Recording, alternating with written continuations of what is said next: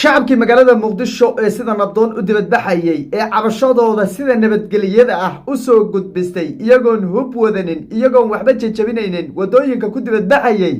bal waxa dowladda federaalka Soomaaliya maanta ay u adeegsatay iyo amarkii Xasan Sheekh shacabka waxa loo adeegsaday fiiriye bal xabad nool oo shacabka la dhacay la daawada bal horta waxa meeshan ka dhacaya meeshan ka dhacaya waa shacabkii xabad nool la dhacay wali xabad nool la dhacay waxa fiiri wadooyinka maamulada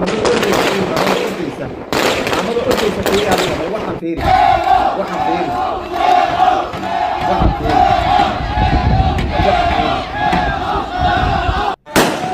ليه؟ عشان مساكين هيك ليه يا جماعة؟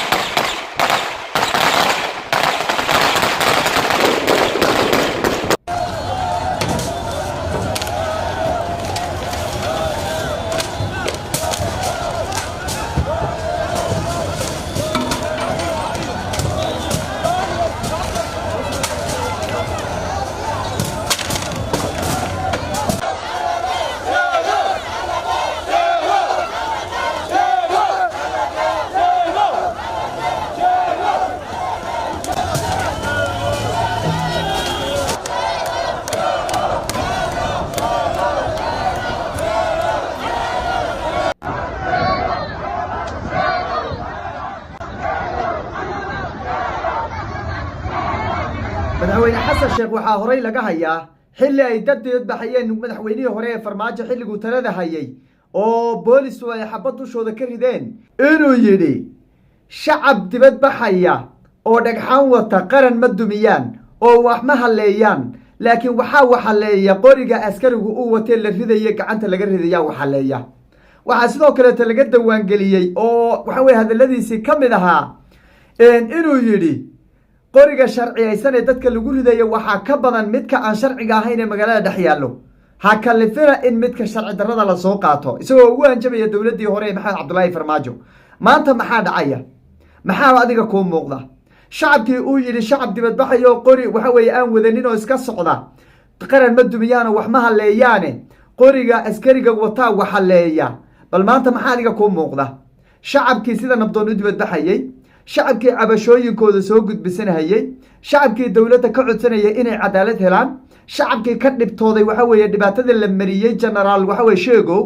shacabkii waxa weeye u taagnaa inay iftiimiyaan cadaalad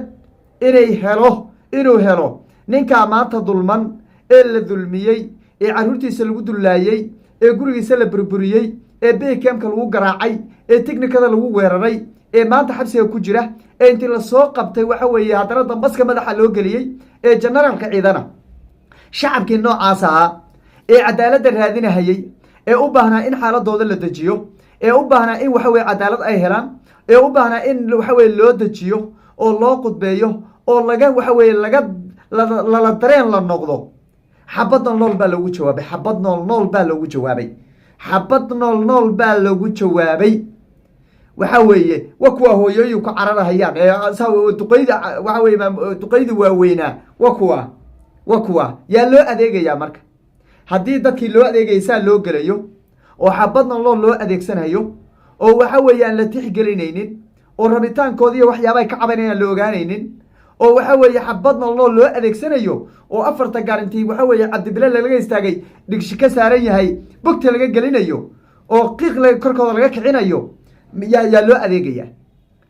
adeegaya 25 hooyooyin iyo waxa weeye gabdho iskugu jiro dumar ah oo birmageyda ah ayaa xabsiga loo taxaabay 5 kamid ah iyagoo cararaya 5 kalena iyagoo cararaya yaa waxa weeye iska ka dul dhaceen way jajaban yihiin oo waa dhaawac boolista waxay dhaawaceen intaas oo qof ay dhaawaceen xabad nool baa loo adeegsanaya dadka masaakiinta xabad nool ayaa loo adeegsanaya waa la leynaya mid waxaan leeyahay marka madaxweynaha jamhuuriyadda federaalka Soomaaliya Xasan Sheekh Maxamuud iyo xukuumadda ra'iisul wasaare Xamse midna waxaan leeyahay shacabka dibadbaxaya ee maanta ku sugan magaalada Muqdisho ayaan leeyahay muuqaalka la gareeyo sheegareeyo fogeeyo saxaabtiina kala la qaybsado wadaago fogeeyo muuqaalkayga fogeeyo midda aan leeyahay dowladda federaalka war waxaad adi horay u diiday oo aad ka diiday oo raggii ka horeeyay aad ka diiday oo shacabka waxa weeye ugu garab taagnayd ha isku dayina maanta inay idinku samaysaan ha isku dayina inay idinku maanta samaysaan war hooy farxanow dhiiqa lagu hayaan lagu gelin waxaa lahayd eed uga digaysa generaalada ciidamada eed uga digaysa taliyaasha ciidamada eed uga digaysa mas-uuliyiinta degmooyinka eed uga digaysay kuwa gobolada eed waxa weeye uga digaysay madaxdii ugu sarreysay qaranka adiga maanta idinka ha samaynina war ka jooga cawaaqib xumo ayay dhali doontaa kama faa'iidi doontaan shacabkana waxa weeye maanta aad maragtay calanka dhiigga waxa weeye qalaadka kusoo wada xidhay hooyooyinkan waxa weeye calanka dhiiggaa soo qaatay dhimashay diyaar u yihiin xoogna kuma maquunin kartaan xoog kuma maquunin kartaan xoog kuma qaban kartaan xoog waxa weeye sandulle kuma qaban kartaan xabadaad la dhacdeen kuma celin kartaan xiisadda way ka sii daraysaa intii yarayday gacantiina ku jirtay ee taageerahaynii ahayd ee waxa weeyena taageeraysay ee gacantii dowladda ku jirtay gacan argagixisa dib ha u gelinina gacan argagixisa dib ha u gelinina dhallinyaradaa cadhaysan hooyooyinkaa cadhaysan waxa ay awood u leeyihiin inay martigeliyaan waxaad horay uga digteen ee aada horay ugu baaqdeen ee horay ay u diideen inay dib u sameeyaan baad ku qasbaysaan waxaad ku qasbaysaan inay argagixisada dhallinyaradan ay ku biiraan waxaad ku qasbaysaan in hooyooyinkan qaraxyada muqdisho lagu waxyeelaynaya shacabkeeda inay martigeliyaan oo ay guryahooda keenaan waxaad ku qasbaysaan in sirtii ciidamada ay siinahayeen aysan dib u siinin ka daayaan leeha arrintan xiisadda ka daaya taleefon bay ciidamadiisu dhacaan weerar ka bilowday in maanta ay magaaladii dhannayd waddooyinkeeda go-an yihiin oo hanti intaanan ay burburto oo waddooyinkii dhagxa lagu gooyo oo shacab la laayo oo shacab waxa weye dhaawac yihiin oo kumanaan kale ay xabsiga ku jiraan macquul ma noqonayso macquul ma aha dhacdada nooca dowlad haddaad tiin u wajahdeen dhacdada noocaad u wajahdeen baa khaldanayd taleefoomay ciidamadiisu soo dhacaa ninkan waxa weye taliyaha afhayeenka booliska intuu la soo istaaga yidhi ciidamadiisa taleefoomaday xaafadaha ka dhacaan taleefoomaha hadday dhacaan caruurtoodaa dhacdo walaaladii baa dhaca oo kuwa ilmaadeerar yihiin baa dhaco tuuga ah oo taleefoomada dhaca hadday taleefoomo dhacaan ma biikeen baa lagu weeranayaa ma dhishiikaa lagu weeranayaa ma madaafiic baa lala dhacaya ma generaalka waxa weye la xumaynaya waxa weye ma generaalka dambas madaxa loo gelinaya ma laatiya feer baa lala dhacaya hay-ada sharci baa jira waddooyin loo mari lahaa baa jira oo ka fududay in loo maro war ka daaya ayaan leeyahay dowladda federaalka baaqa u dira waxa weye ka daaya waddo khaldan baad yaad ku socotaane ka jooga xiisaddu hadday dhowdahay hadda ha la xakameeyo midda shacabka aan leehay ee dibadbaxaya xaq baad ku taagan tihiin waddo saxaad ku taagan tihiin dulmi baad diidan tihiin